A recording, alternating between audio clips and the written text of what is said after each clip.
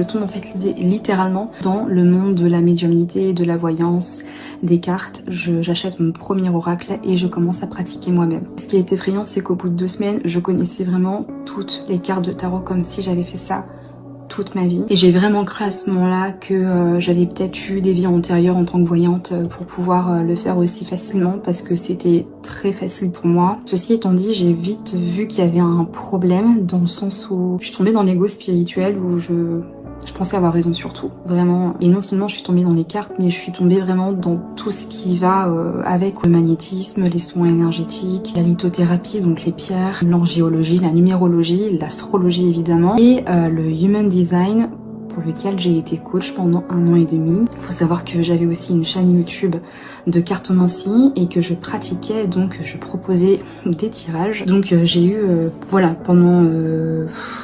ouais, on va dire 3 ans, 3-4 ans, pas mal de pratiques comme ça, soit pour moi-même, soit pour les autres. De toute façon, c'était de manière générale gratuit parce que j'arrivais pas à me faire payer. J'avais déjà des croyances limitantes par rapport à l'argent, que parce que je bégayais, dans tous les cas, je m'étais toujours vue comme quelqu'un qui mériterait moins, qui valait moins que les autres. Donc voilà, beaucoup de travail comme vous pouvez le voir. J'ai suivi beaucoup de coaching, j'ai suivi une thérapie de EMDR pour essayer de travailler mes blessures en profondeur. Donc je suis passée par beaucoup de choses. Dès l'instant où j'ai pratiqué toutes ces choses, j'ai commencé à très mal dormir, insomnie totale, jusqu'à 2, 3 heures, 4 heures du matin. Impossible de fermer l'œil la nuit parce que j'avais peur du noir. Paralysie du sommeil où je voyais des démons clairement qui voulaient me faire du mal. Je me rappelle d'une scène où je vois un démon qui me voit, qui me paralyse et qui essaye d'arracher mon âme du côté droit. Je crie Dieu 7 fois avant que ça s'arrête. Et là, je comprends que en fait, il y a tout un monde de ténèbres derrière toutes ces pratiques. Le problème, c'est que quand vous êtes dans ces pratiques-là,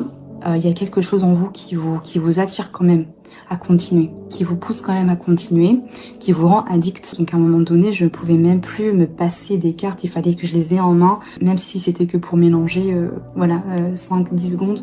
Mais il fallait que je les ai à la main, que je les touche. Et c'était vraiment addictif. Je savais qu'il fallait que je m'en sépare, mais j'ai mis des mois et des mois et des mois à m'en séparer. Et comme je vous le disais, donc paralysie du sommeil où je voyais des démons. Dès que je fermais les yeux, je voyais des objets de sorcellerie, je voyais des pentacles, des visages de personnes que je ne connaissais même pas. Je voyais des démons, je voyais des serpents, je voyais tout ça. Donc non seulement ça, mais il y a eu aussi tout un tas de maladies les unes après les autres qui se sont enchaînées. Ça veut dire qu'il n'y a pas une semaine ou un mois où j'avais pas quelque chose, où j'allais pas chez le médecin pour une quelconque maladie ou pour mon dos bloqué. Il faut savoir que je suis opérée du dos, donc j'ai souvent le dos bloqué, le cou bloqué, etc.